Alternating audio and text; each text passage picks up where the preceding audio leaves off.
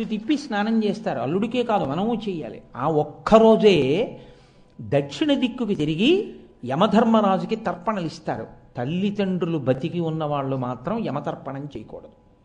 తల్లిదండ్రులు, ప్రత్యేకించి తండ్రి లేని వాళ్ళు యమతర్పణ చేస్తారు. 3 మార్లు యమధర్మరాజు గారికి నీళ్లు విడిచిపెడతారు. విడిచిపెట్టి 11 నామములతో యమధర్మరాజు గారికి నమస్కారం చేస్తారు. ఆ రోజున ఎవరు దీపావళి అమావాస్య నాటి సూర్యోదయాత్ పూర్వము యమధర్మరాజు కల నమస్కారం చేశారో వాళ్ళ మీద యమపాశము పడకుండా ఆయన అనుగ్రహిస్తాడు. మీకు అందుకే దీపావళి అమావాస్య దగ్గర నుంచి కార్తీక మాస తదియ వరకు యమ సంబంధమైనటువంటి తిథులు నడుస్తాయి. యమధర్మరాజు గారి యొక్క అనుగ్రహం నడుస్తుంది కార్తీక మాసంలో. అసలు మీకు అంత పెద్ద ప్రయోజనాన్ని కార్తీక మాసం ప్రారంభం చేస్తుంది. ఎక్కడొస్తుందో తెలుసా అండి ఈ వైభవం అంతా? కార్తీక మాస శుక్లపక్ష పాడ్యమి నాడు స్నానం చేస్తాం. ఏ స్నానం? కాకి స్నానం కాదు, సమంత్రక స్నానం. గంగే చయుమనే చైవ గోదావరి సరస్వతి అని మంత్రం చెప్పి స్నానం చేస్తాం. వెంటనే విధియ వచ్చిందనుకోండి, ఆ రోజున భాతృవిధియ. యమధర్మరాజు గారికి ఖాళీ ఎక్కడ ఉంటుందండి? ఎంతమందిని పడగొడుతూ ఉండాలి ఆయన? కాబట్టి ఆయన చెల్లెలింటికి వెళ్ళేవాడు కాడు. చెల్లెలంటే ప్రేమే. సూర్యుడి యొక్క కొడుకు యముడు, సూర్యుడి యొక్క కూతురు యమున. యమునకి వెనక్కి రావడం తెలియదు, యముడికి ముందుకెడుతున్న కాలంలో పడిపోవలసిన వాడిని పడగొట్టకుండా ఉండడం తెలియదు. ఇద్దరికీ అంత గొప్ప లక్షణం. యమున యముణ్ణి పిలుస్తుండేది, అన్నయ్య మా ఇంటికి భోజనానికి రానయ్యా, మా ఇంటికి భోజనానికి రానయ్యా అని. ఆయన ఎప్పుడూ వెళ్ళేవాడు కాదు, ఖాళీ లేక. ఎలా ఖాళీ కుదిరిందో కార్తీక మాస శుక్లపక్ష విధియ నాడు ఆయన చెల్లెలింటికి భోజనానికి వెళ్ళాడు. సపరివారంగా వెళ్ళాడు. పెద్దలు వెడితే ఒక్కళ్ళు వెళ్ళరుగా, సపరివారం వెడితే ఆవిడ భోజనం పెట్టింది. అందరూ భోజనం చేశారు. అన్నగారు చాలా తృప్తి పడ్డాడు. తృప్తిపడి ఆయన అన్నాడు, చెల్లెలా నాకు ఇంత కమ్మటి భోజనం పెట్టావు, నీ చేతి అన్నం తిని ప్రీతి చెందాను, నీకేం కావాలని అడిగాడు. మహాత్ముల యొక్క దృష్టికోణం వేరుగా ఉంటుంది. ఆయనకి ఈశ్వరుడు దర్శనం అయ్యాడు అనుకోండి. ఒక ఋషికి, ఈశ్వరా నువ్వు ఇక్కడే ఉండి నిన్ను దర్శనం చేసిన వాళ్ళకి పాపాలు పోగొట్టుంటాడు. పిఠాపురంలో గయాసురుడు పితృదేవతలకు మోక్షం ఇప్పించడానికి శివలింగాన్ని తీసుకొచ్చి కూర్చోబెట్టినట్టు.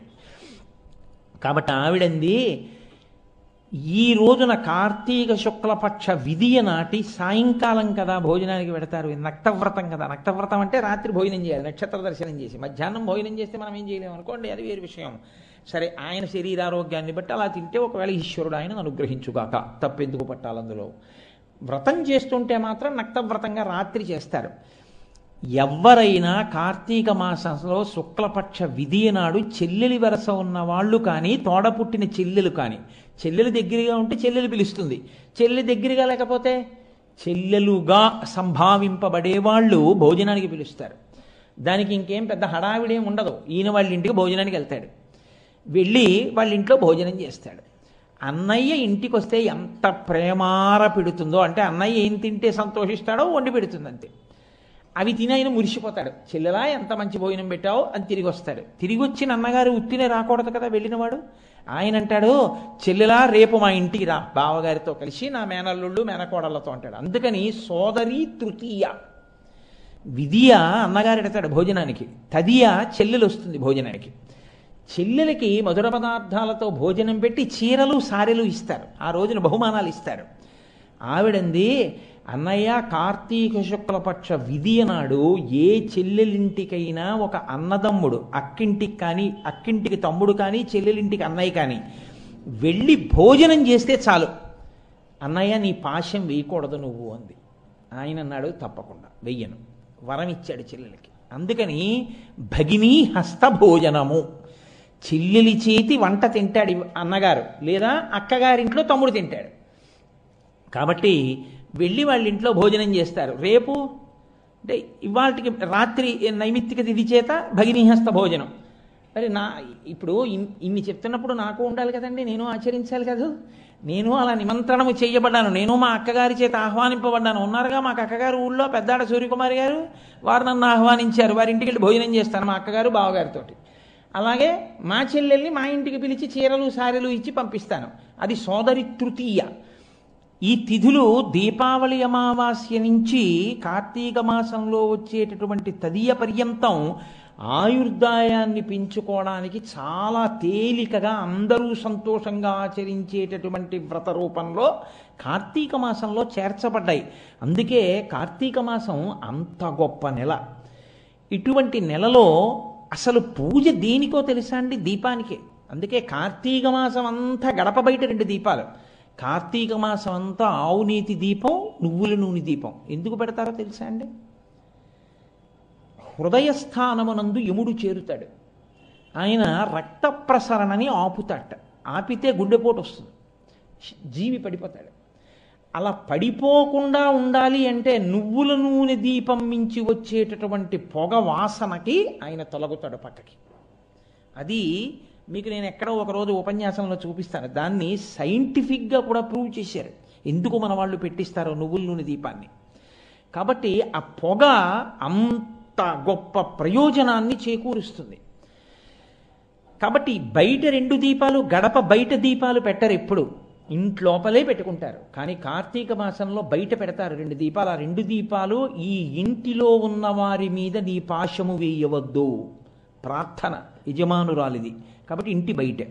లోపల లక్ష్మీ కటాక్ష సిద్ధి కొరకు ప్రార్థనా మందిరంలో సింహాసనం దగ్గర ఒక దీపం వెలుగుతుంది.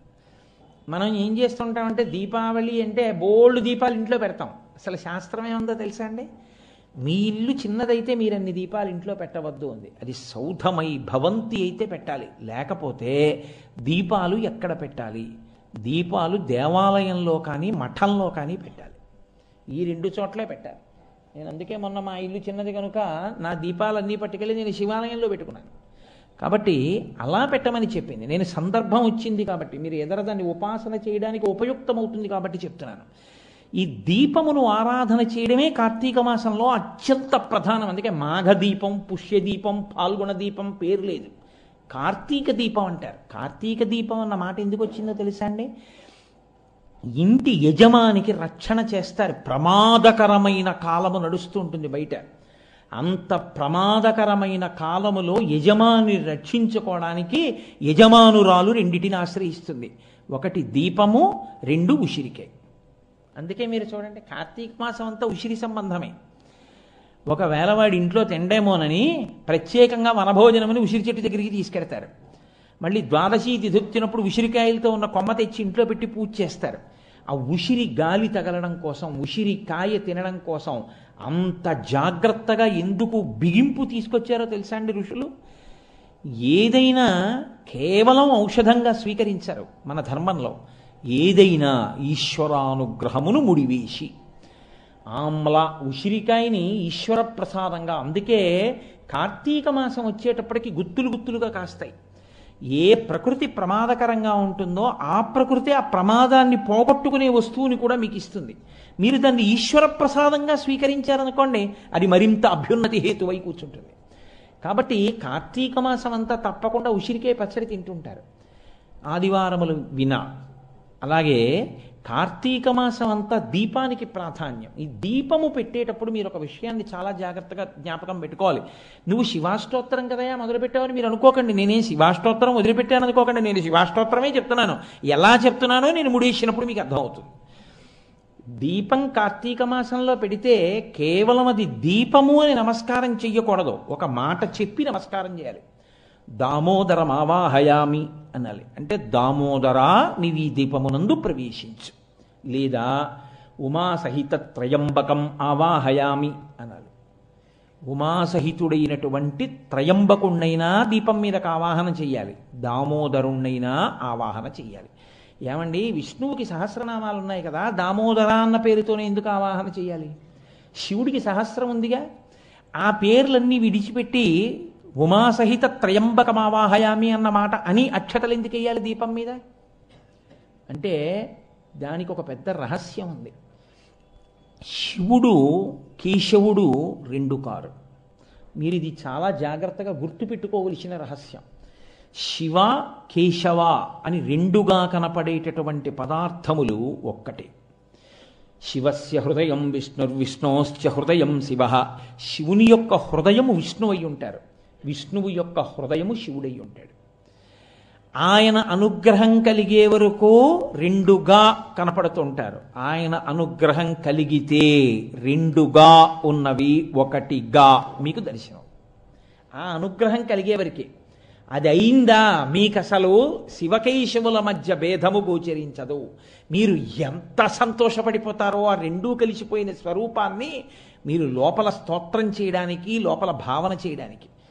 మనకి కాంచీపురానికి కేవలం 20 మైళ్ళ దూరం, వెల్లూరు రోడ్లో వెడుతుంటే మీరు కంచి ఇంకా దగ్గరికి వచ్చేస్తోందనగా 20 మైళ్ళ దూరంలో ఎడం చేతి పక్కకు ఒక రోడ్డు ఉంటుంది. ఆ రోడ్లో వెడితే ఒక క్షేత్రం ఉంది.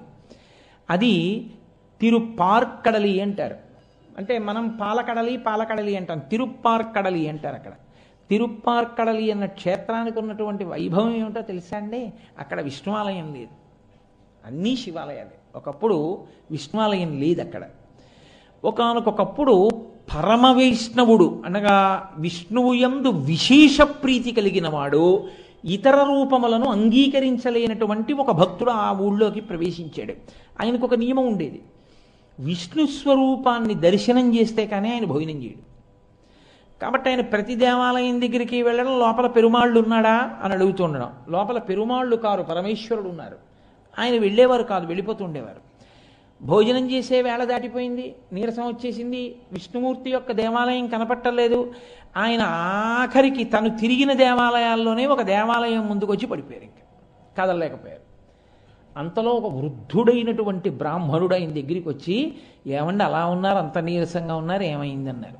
ఏమి దిక్కుమాలిన ఊరయా, పెరుమాళ్ళకి గుడే లేదు ఇక్కడ, విష్ణువుకి గుడి లేదు. ఏం విష్ణువుకి గుడి లేకపోతే ఏం శివాలయాలు ఉన్నాయిగా అన్నాడు ఆయన. కాదు, నాకు విష్ణు స్వరూపంగానే కావాలి, శివస్వరూపంగా నేను చూడను, నాకు విష్ణు స్వరూపం కావాలి. ఓహో అదే మీ ఇబ్బంది, మరి మీరు పడిపోయిన గుడి విష్ణుమూర్తి గుడేగా, లోపలికి వెళ్ళకపోయారా అన్నాడు. అబద్ధాలు అడకు, అది విష్ణువు గుడి కాదు, అది శివాలయం, అందులో శివలింగం ఉంది, నేను రానన్నాడు ఆయన. ఆయన అన్నాడు, ఇలా వాదిస్తే ఏం వస్తుంది, నాతో వస్తే చూపిస్తా, లోపల శివలింగం ఉందో పెరుమాళ్ళు ఉన్నాడు, రండి చూపిస్తానన్నాడు. ఆయన అన్నాడు, అబద్ధం, నేను లోపలికి రానన్నాడు. సరే, ఇంతలో ఇద్దరి మధ్య వాదన పెరిగింది. ఆయన అన్నాడు, అబద్ధం అని బయట కూర్చుంటే ఎలా తెలుస్తుంది, మీకేం కనపడిందో ఏం చూశారో, నాతో రండి నేను చూపిస్తాను, పెరుమాళ్ళు ఉన్నాడో లేదో లోపల. సరే పదండి అన్నారు. ఇద్దరు కలిసి లోపలికి వెళ్ళారు. ఆయన శివలింగాన్ని చూపించి ఎవరున్నారో చూడండి అన్నారు. ఆయన శివలింగం మీద చూసేటప్పటికి చిన్మయం అంటారు, ఇలా పైకి పుటమరించినటువంటి స్వరూపం ఉంటుందే, ఆ బ్రహ్మగారు లేదా అంబ, పీఠం అంబమయం సర్వం శివలింగ చిన్మయం సాకారంచ నిరాకారం నిర్గుణంచ గుణాత్మకం అని ఆ చిన్మయం, ఆ శివలింగం పైకి ఉబికినటువంటి బొడిపే లింగాకృతి కాకుండా ఆ పీఠం మీద శ్రీ మహావిష్ణువు నిలబడి దర్శనమిచ్చారు. అప్పటి నుంచి ఇప్పటి వరకు ఆ దేవాలయం అలాగే ఉంది. హరిహరనాథుడిగా తిక్కన గారికి దర్శనం ఇవ్వలా? ఆయనే శివలింగంలో శ్రీ మహావిష్ణువు ఉన్నటువంటి క్షేత్రం. మీరు ఎప్పుడైనా కాంచీపురం వెడితే, కోటేశ్వరారు అబద్ధాలు చెప్పారనుకోకండి, మీరు కాంచీపురం వెడుతున్నప్పుడు, చిత్తూరు నుంచి కాంచీపురం వెళ్ళేటప్పుడు వెల్లూరు రోడ్డు అంటారు. ఆ వెల్లూరు రోడ్లో వెడుతున్నప్పుడు ఎడం చేతి పక్కకి వెడితే 20 మైళ్ళ దూరంలో ఉంది, తిరుప్పార్కడల్ అంటారు. ఆ క్షేత్రానికి వెళ్ళి చూడండి, అత్యద్భుతమైనటువంటి స్వరూపం. కాబట్టి శివకేశవుల మధ్య భేదము అన్నట్టు కనపడుతుంది, రెండు అన్నట్టు కనపడుతుంది. యథార్థమునకు శివకేశవులు రెండు కాదు, శివుడే కేశవుడు, కేశవుడే శివుడు. దీని గురించి పెద్దలు ఒక చక్కటి ఐతిహ్యం ఒకటి చెప్తూ ఉంటారు. వెనకటికి దేవతలందరూ రామేశ్వరం వెళ్ళారు. వెళ్ళి రామేశ్వరంలో శివలింగాన్ని దర్శనం చేశారు. దర్శనం చేసి బయటకు వచ్చిన తర్వాత వాళ్ళకు ఒక అనుమానం వచ్చింది, రామేశ్వరం అనగా ఏమి? వ్యాకరణంలో రామేశ్వరం దేనికి చెందుతుంది అని. అంటే ఇప్పుడు నేను మీకు దాన్ని కొంచెం చెప్పాలి అంటే, రాజసేవకుడు ఏ సమాసం అని అడిగాను అనుకోండి, రాజు యొక్క సేవకుడు రాజసేవకుడు, కాబట్టి షష్ఠీ తత్పురుష సమాసం. లేకపోతే నల్ల కలువ అన్నాను అనుకోండి, ఏ సమాసం అన్నాను అనుకోండి, నల్లనైన కలువ, కర్మధారయా సమాసం. కాదు, దండపాణి ఏ సమాసం అన్నాను అనుకోండి, దండము పాణియందు కలవాడు, అంటే చేతియందు కర్ర పట్టుకున్నవాడు, చేతియందు కలది కలవాడు, కాబట్టి బహువ్రీహి సమాసం. కాబట్టి షష్ఠీ తత్పురుషం అన్న అవ్వాలి, కర్మధారయం అన్న అవ్వాలి, బహువ్రీహి అన్న అవి ఉండాలి వ్యాకరణంలో. రామేశ్వరం ఏది అని అనుమానం వచ్చింది వాళ్ళకి. ఒక ఆయన అన్నాడు, రామేశ్వరం అంటే రాముని యొక్క ఈశ్వరుడు. రాముడు ఎవరిని అర్చన చేస్తాడో ఆ శివుడు రాముని యొక్క ఈశ్వరుడు, రామేశ్వరుడు అన్నాడు. కొంతమంది అన్నారు, ఒకటిది రామునికి ఈశ్వరుడు ఏమిటి, రాముడే జగత్ప్రభువు, రామునికి మళ్ళీ ఈశ్వరుడు ఎవరు ఉండరు, కాబట్టి రాముడికి శివుడు ఈశ్వరుడు మేము అంగీకరించమన్నారు. కొంతమంది అన్నారు మీరు అంగీకరించకపోతే ఏమిటి, రాముని యొక్క ఈశ్వరుడే ఆయన అన్నారు. ఈ గొడవంతా ఎందుకు, కైలాసానికి వెళ్ళి శివుడిని అడుగుదాం పదండి అన్నారు. అందరూ కలిసి కైలాసానికి వెళ్ళారు. అయ్యా రామేశ్వరం ఏ సమాసం అని అడిగారు. ఆయన అన్నాడు రాముని ఈశ్వరుడిగా కలవాడు బహువ్రీహి సమాసం. నాకు రాముడు ఈశ్వరుడు, నేను అక్కడ శివలింగంగా ఉంటాను, కానీ నాకు రాముడు ఈశ్వరుడు అన్నాడు. అంటే అయ్యయ్యో అని బయటకు వచ్చేసారు. బయటకు వచ్చేసి శివుని యందు అనురక్తి కలిగిన వాళ్ళు అన్నారు శివుడు జ్ఞాని, కాబట్టి ఆయన ఇప్పుడు తన గొప్ప చెప్పడం, కాబట్టి ఆయన అలా అన్నాడన్నీ ఉట్టిది. నిజానికి రాముడు ఈశ్వరుడిగా కలవాడు కాడు, రాముని యొక్క ఈశ్వరుడు. షష్ఠీ తత్పురుషమే కరెక్ట్, బహువ్రీహి కాదు. ఆయన అలా అన్నాడంతే అన్నారు. సరే ఈ గొడవ ఎందుకు, వైకుంఠానికి వెళ్ళి విష్ణువుని అడుగుదాం, రాముడు విష్ణువు కదా ఆయన అడుగుదాం అని వైకుంఠానికి వెళ్ళారు. అయ్యా అది షష్ఠీ తత్పురుషమా బహువ్రీహియా అంటే శ్రీ మహావిష్ణువు అన్నారు. ఆయన అలాగే అంటారు, శివుడు పెద్ద ఆయన గౌరవం, కానీ అసలు నిజం నేను చెప్తున్నాను, రాముని యొక్క ఈశ్వరుడు నాకు ఈశ్వరుడు ఆయనే, కాబట్టి ఆయనే నాకు ఈశ్వరుడు అన్నారు. శివకేశవులకు వ్యాకరణం తెలియదా ఏమి, ఇద్దరు ఓ గురువు గారి దగ్గర చదువుకోలేదా? ఇది ఎక్కడ గొడవ, ఆయనేమో రాముని ఈశ్వరుడిగా కలిగిన వాడిని అంటాడు, ఈయనేమో రాముని యొక్క ఈశ్వరుడు అంటాడు. ఈయన షష్ఠీ తత్పురుషం అంటాడు, ఆయన బహువ్రీహి అంటాడు. ఏది అసలు నిజం? 4 తలకాయలు ఉన్నవాడు ఒక ఆయన ఉన్నాడుగా, సృష్టి చేసేవాడు, 4 ముఖాలతో వేదం చెప్పేవాడు, ఆయన అడుగుదాం గొడవ వదిలిపోతుంది. ఆయన తప్పు చెప్పడుగా, కాబట్టి ఆయన దగ్గరికి వెళ్ళారు.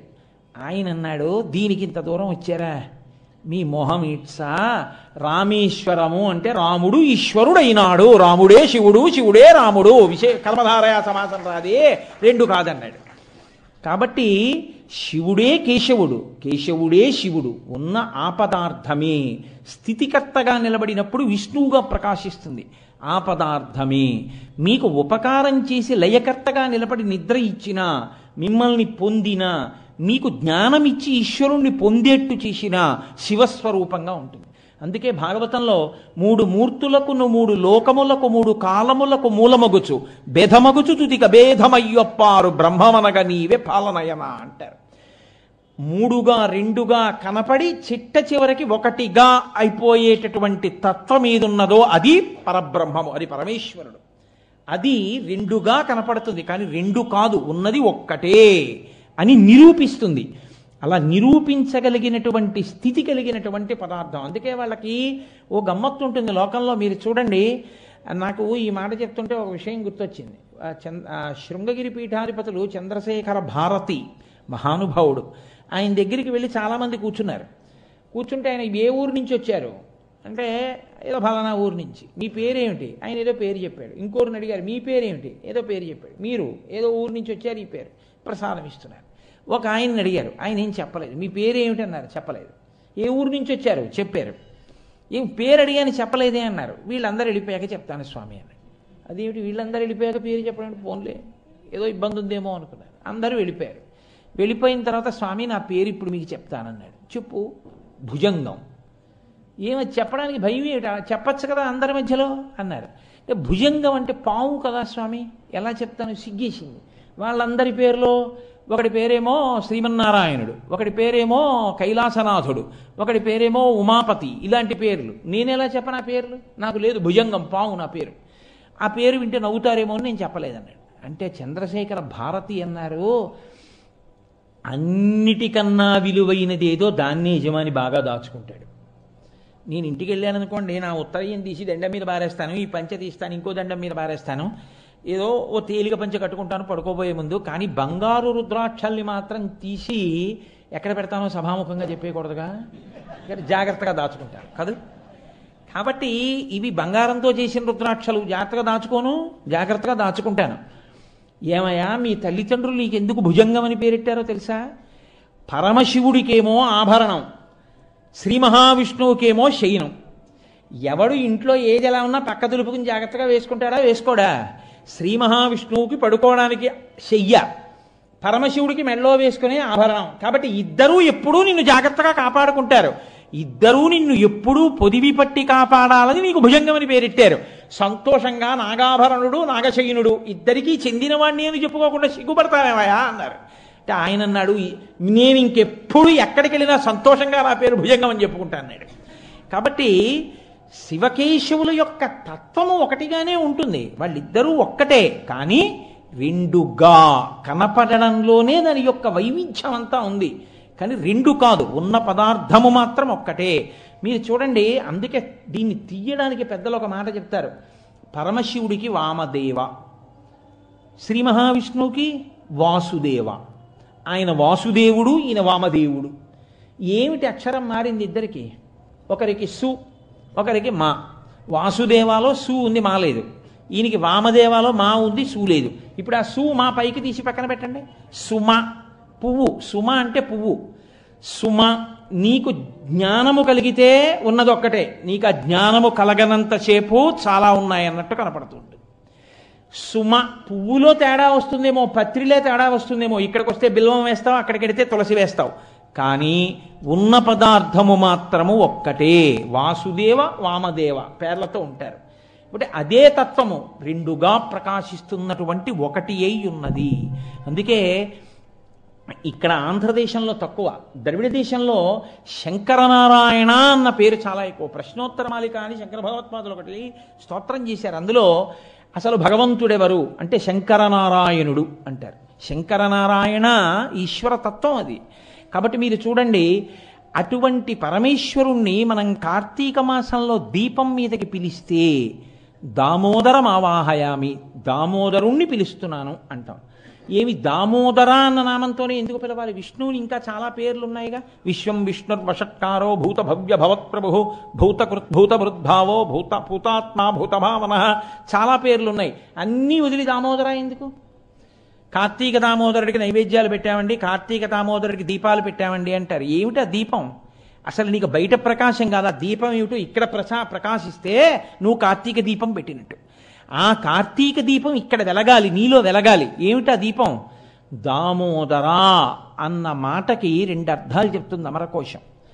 ఉదరే దామయస్యతీతి దామోదర.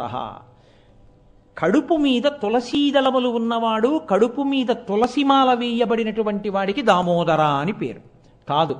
దామ్నే ఉదర మాత్ర బద్ధతీతి ఇది దామోదర. ఎవరి కడుపు త్రాటి చేత కట్టబడిందో ఆయన్ని దామోదర అని పిలుస్తారు. ఎవరాయన? శ్రీ మహావిష్ణువు. శ్రీ మహావిష్ణువు అంటే నిజానికి మీ కంటికి కనపడే తత్వం ఆయన. ఆయన మీ కంటికి దొరకడు. ఇంతంతై వటుడు ఇంతయ్యి మరుయుతానింతయ్య భో వీధిపై అంతై చంద్రుని ఇంతంతై వటుడు ఇంతయ్యి మరుయుతానింతయ్య భో వీధిపై అంతై చంద్రునకంతయ్యి అభో ప్రభారాశిపై అంతై ధ్రువమండలముపై అంతై అంటూ పెరిగిపోయినటువంటి విష్ణువు హరిమయము విశ్వమంతయు, హరి విశ్వమయుండు. హరిమయము కాని ద్రవ్యము పరమాణువు లేదు వంశపావన వింటే అంటాడు భాగవతంలో శుకమహర్షి. అసలు ఆయన కానిది, ఆయన లేనిది ఈ లోకంలో లేదు, అంత హరిమయమే. అయినా హరి కనపడుతున్నాడా? కనపడడు. ఆయన కనపడకుండా మిగిలినవన్నీ కనపడుతుంటాయి. పైగా ఆయన లేనిదేది?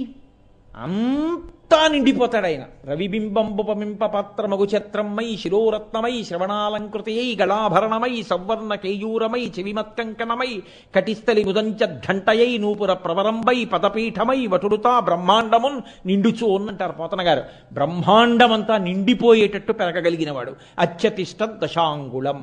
ఈ బ్రహ్మాండమంతా నిండి నిబిడీకృతమైపోయినటువంటి వాడు. అటువంటి పరాత్పరుడైనటువంటి శ్రీ మహావిష్ణువు ఆయన ఉదరే దామయస్యతీతి దామోదర. ఆయన కడుపు మీద తులసిమాలతో మీ మాంసనేత్రమునకు దొరుకుతాడు. ఎందుకు దొరుకుతాడు అంటే ఆయన ప్రీతి పొందడానికి మీరు ఆయనకి ఇవ్వగలిగినది లేదు. బ్రహ్మాండమంతా ఆయనే అయి అన్నీ ఆయనే అయిన వాడికి మీరేమిచ్చి ఆయన ప్రీతి పొందేటట్టు చేస్తారు చెప్పండి? మీరు మా ఇంటికి వచ్చి మా ఇంట్లోవి నాకు ఇచ్చి నాకు ఎలా ప్రీతి కల్పిస్తారు? మీరు కల్పించడం కుదరదు. కానీ అంతటివాడు దేనికి పొంగిపోతాడో తెలుసా అండి? మీరు భక్తితో ఒక్క తులసి దళాన్ని ఆయన పాదముల మీద వేస్తే పొంగిపోతాడు. ఆయన భవిష్యోత్తర పురాణంలో ప్రతిజ్ఞ చేశాడు, ఏకేన తులసి మాత్ర దళేనాపి నరోత్తమ పూజయేద్ భక్తిభావేన తంరక్ష మితిమత్పణః అన్నాడు. భక్తితో నా పాదాల మీద ఒక్క తులసి దళాన్ని తీసుకొచ్చి ఎవరు వేస్తారో వాళ్ళకి నేను లొంగిపోతానయ్యా అన్నాడు. కాబట్టి ఇప్పుడు దామోదర శబ్దానికి అర్థం ఏమిటో తెలుసా అండి? అసలు మీ కంటికి దొరకకుండా మీ ముందే ఉండి లోపల బయట వ్యాపించి ఎప్పుడు రక్షణ చేసేటటువంటి భగవంతుని యొక్క తత్వం ఏదుందో అదే విష్ణుతత్వము. అటువంటి విష్ణుతత్వము అందుకే ఆ తులసి దళంతో ఆయన పూజ. శ్రీ రఘురామచారు తులసీదళదామ చమక్షమారి శృంగార గుణాభిరామ త్రిజగన్నుత శౌర్య రమాలలామ దుర్వారక బంధ రక్షస విరామ జగజ్జన కల్మషార్ణవోత్తారక నామ భద్రగిరి దశరథీ కరుణాపయోనిధి అంటారు గోపరాజు గారు. తులసీదళధామ, ఆయనకి ఒక్క తులసీదళం సమర్పిస్తే పొంగిపోతాడు, పొంగిపోయి లొంగిపోతాడు, వెంట తిరుగుతాడు. మీరేమి ఇవ్వగలరు? ఏమి ఇవ్వక్కర్లా, భక్తితో ఈశ్వర అంతా నీది అని మీరు ఒక తులసిదళం వేస్తే పరవశించిపోవడం ఆయన లక్షణం కాదు. ఆయన దామ్నే ఉదర మాత్ర బద్ధతీతి దామోదర. ఆయన పొట్ట అమ్మ తాటితో కట్టేసింది ఒకసారి. ఎవరి పొట్ట? అదే సామాన్యమైన పొట్ట కాదు. కుప్పించి ఎగసిన కుండలంబుల కాంతి గగన భాగం బెల్ల కప్పికొనగా ఉరికిన నోర్వక ఉదరంబులోనున్న జగముల వ్రేగున జగతి కదులా అంటారు భీష్మాచార్యుల వారు. ఆయన దూకితే రథంలోంచి ఆయన కడుపులో ఉన్న లోకాలన్నీ కదిలి, అన్ని లోకాలని తల కడుపులో పెట్టుకున్నటువంటి విష్ణువు యొక్క కడుపు లోకముల కన్నా పెద్దదా కాదా? ఆ కడుపుని కట్టగలిగిన తాడు లోకంలో ఉంటుందా? అటువంటి కడుపుని కట్టగలిగిన తాడు లేదు అన్న విషయం తెలియకపోవడమే ఆవిడ భక్తి. ఇందుకు కడుతున్నాను, ఈ ప్రయోజనానికి కడుతున్నాను, ఇది తెలియకుండా ఆవిడ ప్రయత్నం చేసింది. అది కూడా ఎలా? కృష్ణుడిని చోట పెట్టి తను వెళ్ళి తీసుకురాలేదు. ఆవిడ వదిలేస్తే పారిపోతాడని ఆ చిన్ని కృష్ణుడి చెయ్యి పట్టుకుని అలా వెళ్ళను, ఓ తాడు తీసుకురాను. అవేం తాళ్ళు? కవ్వానికి పెట్టి ఇంతకుముందు చల్ల చెయ్యగా ఒరిపిడి చేత బాగా నలిగిపోయినటువంటి తాళ్ల పరంపర తీసుకొచ్చి కడుపు చుట్టూ తిప్పేది. సరిపోయేది కాదు, 2 అంగుళాలు తక్కువ వచ్చేది. ఇంకో తాడు తెచ్చేది, ఇంకో ముడేసేది. ఇలా తెస్తోంది, ముడేస్తోంది, తెస్తోంది, ముడేస్తోంది, పట్టక సరిపోవట్లేదు. ఆవిడకి అనుమానం రావాలా? ఆవిడికి రాలేదు. అది భక్తి. ఆయన ఏం చేస్తున్నాడు? ఏమీ తెలియని వాళ్ళ ఏడుస్తున్నాడు. అది విచిత్రం. నవ్వుతూ అమ్మా నువ్వు నన్ను కట్టలేవంటం లేదు. ఎంత ఏడుస్తున్నాడో తెలుసా అండి? స్తంభాదికంబులు తనకు వడ్డంబైన అట్టట్టునని పట్టువానివి ఈ తప్పు సైరింపు జింక దొంగిలబోదు నేనని మునిముట్ట నెచ్చువాని కాటుక నెరయంగ కందులు నులుముచు వెడలు కన్నీటితో వగచువాని ఏదెసవచ్చునో ఇదియని పలుమార్లు సురుగుచు క్రీగంట చూచువాని గూడబారి పట్టుకుని వెరపుచు చిన్ని వెన్న దొంగ చిక్కెననుచు కొట్ట చేతులాడక పూబోడి కరుణతోడ బాలు కట్టదలచే. ఏడుస్తూ కంటిలో ఉన్నటువంటి కాటుకంతా ఇలా బుగ్గల మీద కారిపోయేటట్టుగా దొంగేడు పేడుస్తూ భయం నటిస్తూ అమ్మా వెన్న దొంగతనం చేయనమ్మా, నన్ను వదిలేయమ్మా అని ఏడుస్తున్న కృష్ణుణ్ణి చేత్తో పట్టుకుని తజ్జనని లోగిటంగల రజ్జు పరంపరల శిశు కట్టన్ ఆ బొజ్జ తిరిగి రాదయ్య జగజ్జాలములున్న బొజ్జ కట్టంతరమే అంటారు పోతన గారు.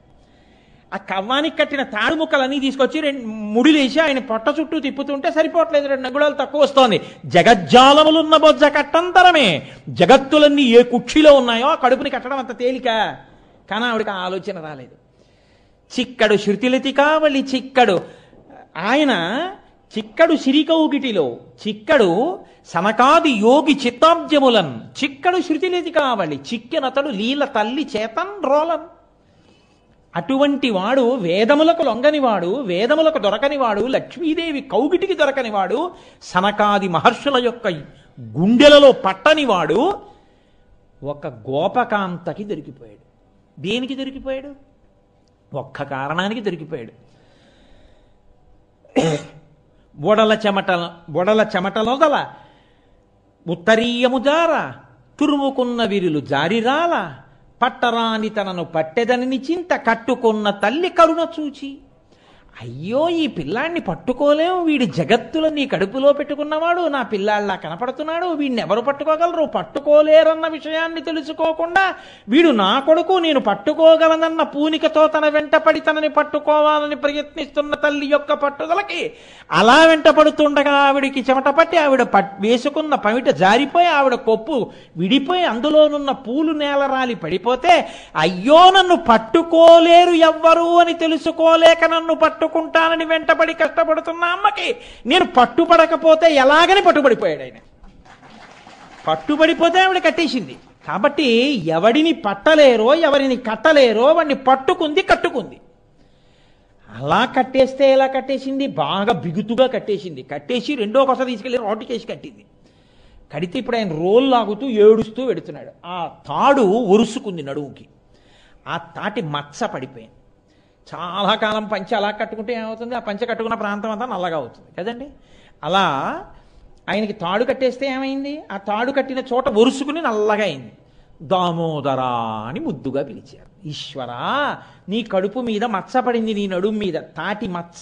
ఒకానొక నాడు ఏమీ తెలియని ఒక గోపకాంత చేత కట్టబడ్డావనడానికి ఇదే గుర్తు.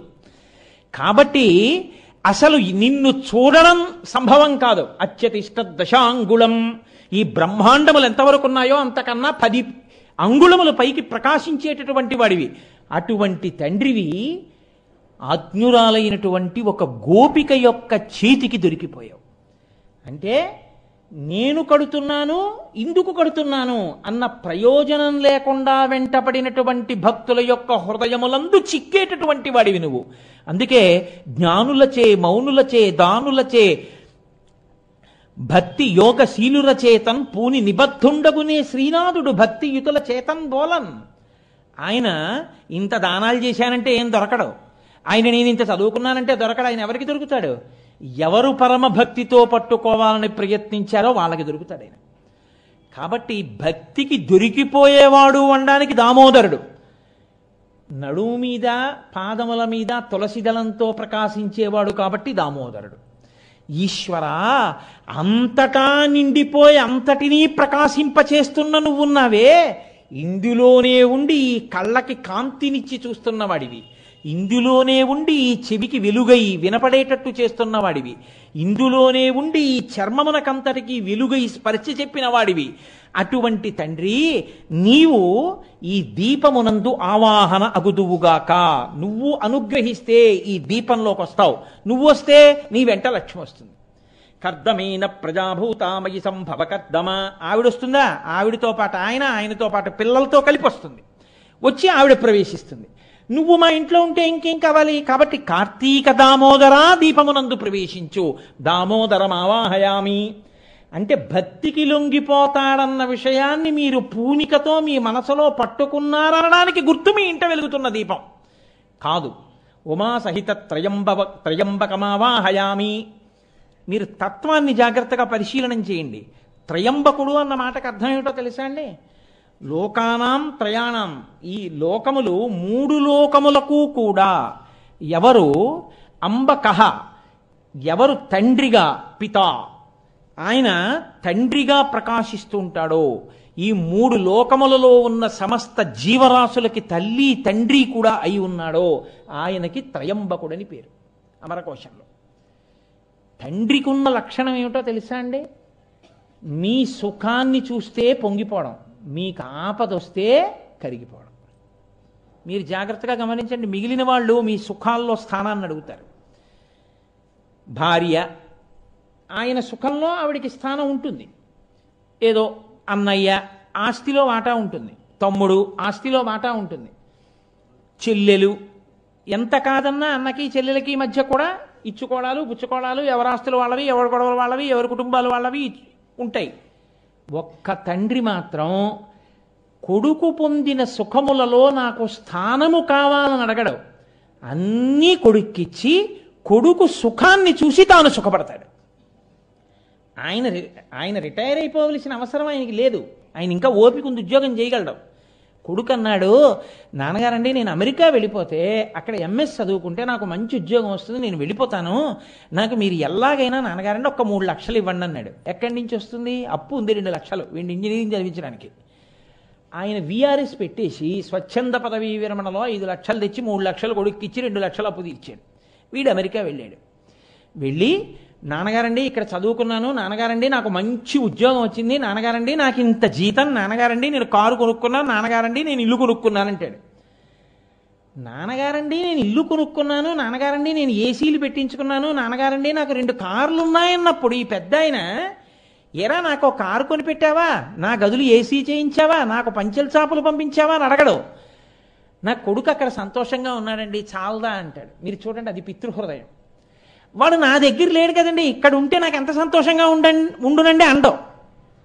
తన పక్కన లేడే కొడుకు, తన పక్కన కొడుకుంటే కాఫీ గుండ కావాలంటే తను వెళ్ళక్కర్లేదు, కొడుకు వెళ్ళి తెచ్చిపెట్టి ఉండేవాడు. తలుపు చప్పుడైతే తను లేచి వెళ్ళి తలుపు తెరవక్కర్లేదు, కొడుకు వెళ్ళి తలుపు తీసి ఉండేవాడు. అంత పెద్ద వయసులో అన్ని తను ఎందుకు చేసుకుంటున్నాడు? కొడుకు అమెరికాలో కూర్చోబట్టి. మరి వాడు అక్కడ కూర్చున్నాడండి, వాడికి కార్లు ఉంటే ఎవడక్కాలి, మేళ్ళు ఉంటే ఎవడక్కాలి, నా పక్కన ఉంటే నేను ఎంత సుఖపడదును అంటాడని మీరు అనుకుంటున్నారా? తండ్రి అండవు. ఏమంటాడో తెలుసా అండి, అక్కడ వాడు సుఖంగా ఉన్నాడండి, సంతోషంగా ఉన్నాడండి, చాలదా అంటాడు.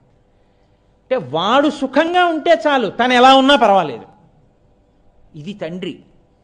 వాడికి కష్టం వచ్చింది అనుకోండి, వాడు అమెరికాలో ఉండి మళ్ళీ ఏదో కష్టం వచ్చింది, వాడి దగ్గర 50 లక్షలు ఉన్నా వాడు ఎప్పుడు నాన్నగారండి మీరు ఉంచుకోండి 10 లక్షలు ఎప్పుడు పంపిన పాపానికి పోలేదు. పెద్ద ఆయనకి మిగిలిపోయింది ఏమిటంటే ఓ పెంకుటిల్లు మిగిలిపోయింది. కానీ కొడుకుని చూడాలని ఆర్తి ఎక్కువైపోయింది అనుకోండి, అది కూడా అమ్మేసి విమానం ఎక్కి కొడుకు దగ్గరికి వెళ్తాడు చూడడానికి. ఆ తర్వాత వాడు చూడకపోతే బయటికి వచ్చి ఎదురింటి అరుగు మీద కాపురం చేస్తాడు. కొడుకు కష్టాన్ని చూసి తట్టుకోలేనివాడు, బిడ్డల యొక్క సుఖంలో స్థానం అడగనివాడు, అంతటి మహాత్యాగి. ఒక్కటే కారణం, తనూభవులు వీళ్ళందరూ నా అంశ, నా కొడుకంటే నా అంశ అని. అందుకే ఆత్మా వైపుత్రనామాశి అంటుంది. తండ్రిలోని తేజస్సే కొడుకు రూపంలో బయట తిరుగుతూ ఉంటుంది. ఈ దీపం నిధనం అయిపోతుంది, ఆ దీపం వెలుగుతూ ఉంటుంది. మీరు చూడండి, ఒక దీపంలో చమురు అయిపోతూ ఉంటుంది, ఇంకా దీపం కొండెక్కే స్థితి వస్తుంది. ఈ దీపాన్ని తెచ్చి ఆ దీపంలో వెలిగిస్తారు, ఆ దీపం వెలుగుతూ ఉంటుంది. ఈ దీపం ఆ దీపం వంక చూస్తూ నేను దీన్ని వెలిగించానని ఈ దీపం నిధనం అయిపోతుంది. నిధనమైపోయే దీపం తండ్రి, ప్రకాశిస్తున్న తైలపూర్ణమైనటువంటి ప్రమిదలోని దీపం కొడుకు. రెండిటికి అభేదం. భారతం మహాతల్లి అదితి దితి కశ్యపుల మధ్య సంవాదంలో ఈ చర్చ వస్తుంది, నేను అందులోంచి తీసి మీకు చెప్తున్నది.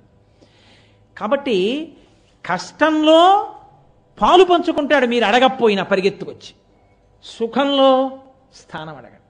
నేను చూశానండి, తండ్రి రాత్రింబవళ్ళు నెత్తి మీద బట్టేసుకుని రోహిణీ కార్తిలో ఎదురుగుండా నిలబడి కింద పడ్డ సిమెంటు కూడా ఎత్తించి ఎక్కడ కొడుక్కి ఖర్చు అయిపోతుందో అని బ్రహ్మాండమైన భవంతంతా కట్టిస్తే, గృహప్రవేశం చేసుకున్న కొడుకు అన్నీ పెట్టించేసుకున్న తర్వాత ఏసీలు అవి, కొంతమంది పుణ్యాత్మలు ఉంటారు, నేను అందరినీ ఒక గాట కట్టి మాట్లాడటం లేదు. నాన్నగారు ఇంటికి వస్తున్నారు అంటే, నాన్నగారు వస్తున్నారు, నాన్నగారి కంట అన్నీ పడిపోతే ఇంత సంపాదించాడు కొడుకని ఏమైనా మళ్ళీ రేపొద్దున చెల్లెలకో అక్కకో తమ్ముడికో ఇమ్మంటాడేమోనని తండ్రి గారికి కనపడకుండా కొన్ని గదులు తాళం వీసిన కొడుకులు నాకు తెలుసు. కానీ తండ్రి చిన్నపుచ్చుకోడు, అది తండ్రితనం. లోకంలో ఒక్క బిడ్డని కన్న తండ్రికి, 4 బిడ్డల్ని కన్న తండ్రికే ఇంత త్యాగబుద్ధి తనంత తానుగా వచ్చేసింది. అసలు తండ్రికి జీవితంలో ఉండేటటువంటి అత్యంత సుఖం ఏమిటో చెప్పనా అండి? పైకి చెప్పుకోకపోవచ్చు కానీ చాలామంది ఐశ్వర్యములలోకెల్లా ఐశ్వర్యము పుత్రగాత్ర పరిష్వంగము. కొడుకుని కౌగిలించుకున్నప్పుడు తండ్రి పొందేటటువంటి ఆనందంలోట మీరు ఎన్ని తీసుకొచ్చి ఇవ్వండి, తండ్రికి ఐశ్వర్యము కాదు. అందుకే తండ్రి ఐశ్వర్యమునకు పరాకాష్ఠ ఏమిటంటే, ఒక చూరు కింద తండ్రి కొడుకు ఉండడం. ఈయన ప్రాణోత్క్రమణం అయిపోతుంటే ఆ కొడుకు వచ్చి ఒళ్ళో తల పెట్టుకుని నాన్నగారి యొక్క గుండెల మీద రాస్తుండగా కొడుకు వంక చూస్తూ ప్రాణం వదిలిపెట్టడం. ఆ కొడుకు తండ్రి కలిపి అన్నం తినడం. నాన్నగారు పడుకుంటే కొడుకు కాళ్ళు పట్టి నాన్నగారండి పడుకున్నారా అని ఏవో చిన్ననాటి కబుర్లు, నాన్నగారండి మీకు గుర్తుందా చిన్నప్పుడు మీరు అలా అనేవారని పక్కపక్క నవ్వి వెళ్ళి కొడుకు పడుకున్నాడు అనుకోండి, తండ్రికి గాఢ నిద్ర పట్టేస్తుంది. లేకపోతే వాడిని తలుచుకుంటూ ఈ నిద్రపోని రాత్రులు ఎన్ని ఉంటాయో. మరి ఎందుకు అడగడు?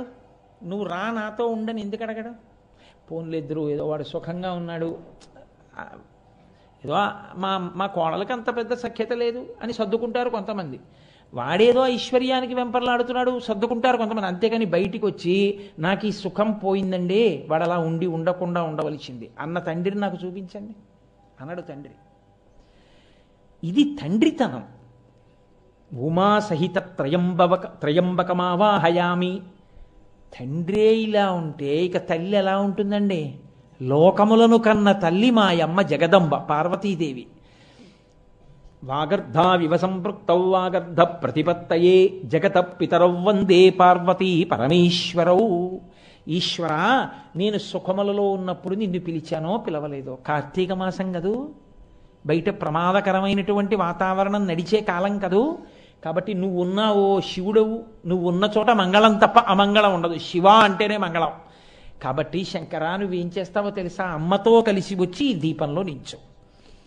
కాబట్టి సులభుడుగా లొంగేవాళ్ళు ఎవరంటే తండ్రితనం ఉన్నవాడు, దామోదరుడిగా ఉన్నవాడు. అది మీరు విష్ణువుని దామోదరుడనండి, పరమశివుణ్ణి త్రయంబకుడనండి, ఏ పేరుతో పిలవండి, ఆ రెండు సౌలభ్యం మీకు లొంగేటటువంటి పేర్లు. అందుకని దీపం పెడతారు. అంతేకాని దీపం పెట్టి దీపాన్ని వదిలేయమని కాదు. దీపం పెట్టి అక్షతలు వేసి చెప్పాలి, త్రయంబకమావాహయామి లేదా దామోదరమావాహయామి అని చెప్పాలి. కాబట్టి శివకేశవులు రెండు కాదు, ఒక్కటే. ఒక్క మాట చెప్పి ఇవాళ ఉపన్యాసాన్ని పూర్తి చేస్తాను. కాబట్టి మనకి లోకంలో చూడండి, ఎక్కడైనా ఏదైనా భోజనాలు చేస్తున్నారనుకోండి, నమ పార్వతీపతయే హర హర మహాదేవ అన్నాను అనుకోండి, ఏమంటారు మీ అందరూ? హర హర మహాదేవ. నమ పార్వతీపతయే అన్నాను అనుకోండి, హర హర మహాదేవ అంటారు. హర హర హర హర అంటారు చిందేస్తే. ఆయన దగ్గరికి వెడితే ఏడుకొండలవాడ వెంకటరమణ అన్నాను అనుకోండి, గోవిందా గోవిందా అంటారు. ఏమి నామాలు ఏమేంటి? నేను ఏడుకొండలవాడ వెంకటరమణ అన్నాను అనుకోండి, విశ్వం విశ్వం అనొచ్చగా. విశ్వం విష్ణుర్వషత్కారో భూత భవ్య భవత్ప్రభో ఆయన పేర్లేగా. ఎందుకంటారు గోవిందాయే అంటారు? ఈయన దగ్గరికి వెడితే నమ పార్వతీపతయే అన్నాను అనుకోండి, త్రయంబక త్రయంబక అనొచ్చ కదా, హర హర అంటారు. ఎందుకు? ఈ రెండు ఎవరు చెప్పారో తెలుసా అండి? ఇద్దరు చిన్నపిల్లలు చెప్పారు. చిన్నపిల్లలకి అబద్ధాలు ఆడడం చేత కాదు, వాళ్ళు ఉన్నది ఉన్నట్టు చెప్తారు. ఇద్దరు చిన్నపిల్లలు చెప్పారు ఈ రెండు పేర్లు అంత గొప్పవి అని. ఎవరో తెలుసా? హరహర. ఆ నామం ఎంత గొప్పదో చెప్పిన వాళ్ళు. అందుకే జయ జయ శంకర హర హర శంకర అంటూ పెడుతుంటాం. ఆ హరహర అండంలో రహస్యం ఏంటంటే, జ్ఞాన సంబంధ నాయనర్ అని ఒక ఆయన ఉండేవారు, మహానుభావుడు. 63 మంది నాయనార్లలో ఆయన చిన్న పిల్లాడు. కానీ ఆయన చిన్నతనంలో పార్వతీదేవి యొక్క స్తన్యమును గ్రోలేరు, పాలు త్రాగారు అమ్మవారి దగ్గర. ఆయనకి పరమశివ జ్ఞానం వచ్చేసింది. ఆయనతో ఒకనకొకప్పుడు జైనులు వాదించారు, అసలు శివుడుంటే నువ్వు నిరూపించు, మేము మాది నిరూపిస్తామని. ఒక పరీక్ష పెట్టారు. ఏమిటా పరీక్ష అంటే, ఈయన నిజమైతే ఈయన భగవంతుడి యొక్క నామాన్ని ఆకు మీద రాసి ప్రవాహంలో వెయ్యాలి. ఆ నదీ ప్రవాహం వెళ్ళిపోతున్న దాంట్లో ఆకు కొట్టుకుపోకుండా ఎదురు వెళ్ళాలి. అగ్నిహోత్రంలో ఆకు పడేయాలి, కాలిపోకుండా ఆకు అలాగే ఉండాలి పచ్చిగా. ఉంటే శివుడు గొప్ప, ఏది నిరూపించు అని జైనులు వారి సిద్ధాంతం ఏదో వారి భగవన్నామాన్ని రాసి వారు నదిలో వేశారు. అది వెళ్ళిపోయింది ప్రవాహం. వాళ్ళు ఈయన హరహర అని రాసి వేశాడు, అది ప్రవాహానికి ఎదురొచ్చింది. వాళ్ళు అగ్నిలో వేశారు, కాలిపోయింది. ఈయన అగ్నిలో హరహర అని రాసి ఆకు వేశాడు. ఆ ఆకు ఎంత అగ్నిహోత్రంలోనూ పచ్చిగానే ఉండిపోయింది. హరహర పాపములను హరించగలిగిన శివనామములలో ఆ నామమంత గొప్పదని నిరూపించిన వాడు చిన్నవాడైన జ్ఞానసంబంధర్. విష్ణునామములలో గోవిందనామం అంత గొప్పదని నిరూపించిన వారు శంకర భగవత్పాదులు. చాలా చిన్న వయసులో ఉండగా గోవింద భగవత్పాదాచార్యుల వారి దగ్గర సన్యాసం తీసుకుని కాశీపట్టణానికి వెడితే ఆయన ఓ వృద్ధ బ్రాహ్మణుడు వ్యాకరణ సూత్రాలు వల్లించుకుంటూ కనబడ్డారు. భజ గోవిందం భజ గోవిందం గోవిందం భజ మూఢమతే అన్నారు. గోవిందా గోవిందా అనరా అని చెప్పారు శంకరాచార్యుల వారు. జగద్గురువైన శంకర భగవత్పాదులు భజ గోవిందం భజ గోవిందం గోవిందం భజ మూఢమతే అనబట్టి మనం ఏమంటాం? ఏడుకొండలవాడ వెంకటరమణ గోవిందా గోవింద. నమ పార్వతీపతయే హరహర మహాదేవ. హరహర జ్ఞాన సంబంధర్, గోవింద గోవింద శంకర భగవత్పాదులు. ఈ రెండు నామములు ప్రతి చోట మనం చెప్పుకుంటాం. అలాగే త్రయంబకం దామోదరం, ఆ రెండు నామములు అంత సౌలభ్యమైన నామములు. అందుకని వాటిని దీపం మీదకి ఆవాహన చేస్తాం.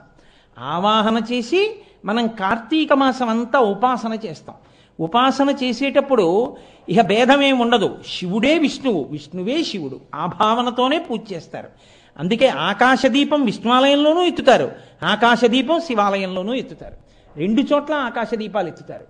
అంత పరమ ప్రఖ్యాతమైనటువంటి కార్తీక మాసంలో శివాష్టోత్తర శతనామ స్తోత్రాన్ని పార్వతీదేవికి ఉపదేశం చేసిన వారెవరు?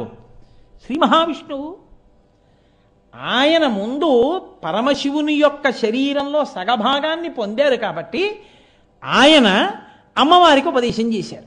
ఉపదేశం చేస్తూ ఇది నాకెవరు నేర్పారో తెలుసా? అస్తి గుహ్యతమం గౌరీ నామ్యామష్టోత్తరం శతం శంభోరహం ప్రవక్ష్యామి పరమం శీఘ్రకామదం. ఇది నాకు పరమశివుడే నేర్పాడు. ఈ నేర్పినటువంటి స్తోత్రాన్ని పార్వతి నువ్వు చక్కగా భక్తితో ఈ నామములను చెప్తే నీకు శివానుగ్రహం కలుగుతుంది. శివానుగ్రహమే విష్ణువానుగ్రహము కాబట్టి దాని వలన నువ్వు పరమశివుడి శరీరంలో సగభాగాన్ని పొందుతావు అని చెప్తే అప్పటి నుంచి పార్వతీదేవి ఉపాసన చేసింది. ఇన్ని మాటలు చదివిందని మీరు నన్ను అడక్కండి. భక్తితో ఒక్కమారే చదివి ఉండి ఉండవచ్చు. ఆవిడ పరమశివుడి యొక్క శరీరంలో సగభాగం పొందేసింది. అప్పుడు అర్ధనారీశ్వర స్వరూపం వచ్చింది. కాబట్టి అంత గొప్ప నామం. ఎందరో మహానుభావులు ఆ శివకేశవుల యొక్క ఏకీకృత స్వరూపాన్ని అనుభవించారు. కార్తీక మాసంలో మనం కూడా అభేదమైనటువంటి శివకేశవ స్వరూపంతో ప్రారంభం చేస్తున్నాం.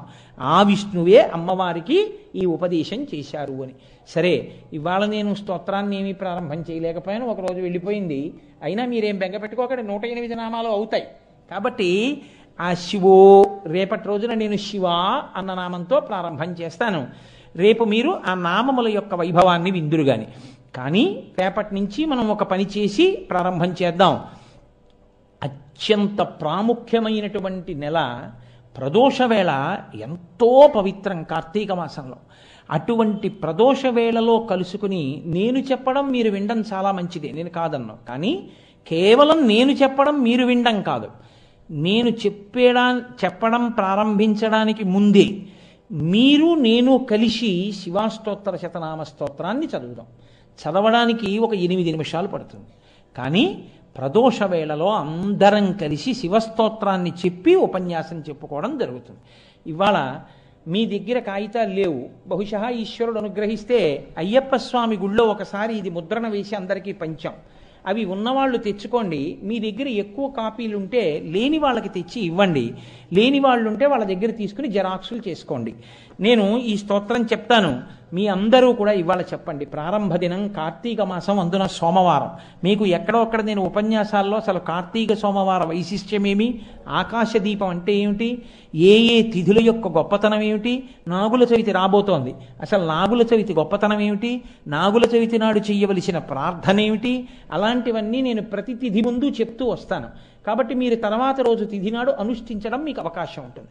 కాబట్టి ఇప్పుడు నేను చెప్తాను, మీరు కూడా చెప్పండి. ధ్యాన శ్లోకం చూడకుండా చెప్పడం కించిత్ కష్టం కాబట్టి విడిచిపెడతాను. శివో మహేశ్వర శంభు పినాకీ శశిశేఖర. ఏమమ్మా ఇంతమంది ఉన్నారు, అంత తక్కువగా వినపడుతోంది? కాస్త మీ సంఖ్యకి తగినట్టు చెప్పండి.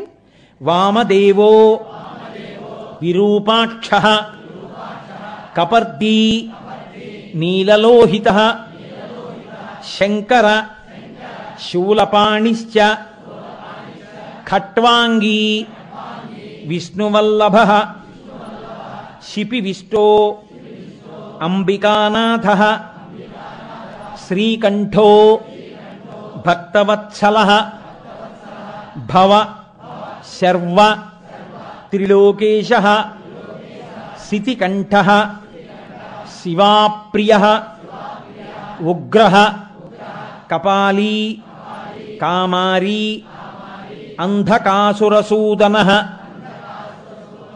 గంగాధరో లలాటాక్ష కాలకాల కృపానిధి భీమ పరశుహస్తశ్చ మృగపాణి జటాధర కైలాసవాసీ కవచీ కఠోర త్రిపురాంతకః వృషాంకో వృషభారూఢో భస్మోద్ధూళిత విగ్రహః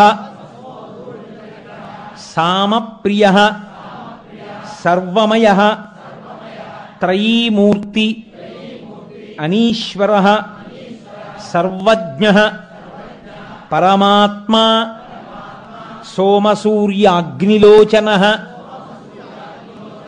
హవిర్యజ్ఞమయః సోమః పంచవక్త్రః సదాశివః విశ్వేశ్వరో వీరభద్రో గణనాథః ప్రజాపతిః హిరణ్యరేతా దుర్ధర్షో గిరిశో గిరీశో అనఘః భుజంగభూషణో భర్గో గిరిధన్వీ గిరిప్రియః కృత్తివాసాః పురారాతిః భగవాన్ ప్రమదాధిపః మృత్యుంజయః సూక్ష్మతనుః జగద్వ్యాపీ జగద్గురుః వ్యోమకేశో మహాసేనః జనకః చారువిక్రమః రుద్రో భూతపతిః స్థాణుః అహిర్భూజ్ఞో దిగంబరః అష్టమూర్తి అనేకాత్మా సాత్వికః శుద్ధవిగ్రహః శాశ్వతః ఖండపరశుః అజః పాశవిమోచకః మృడః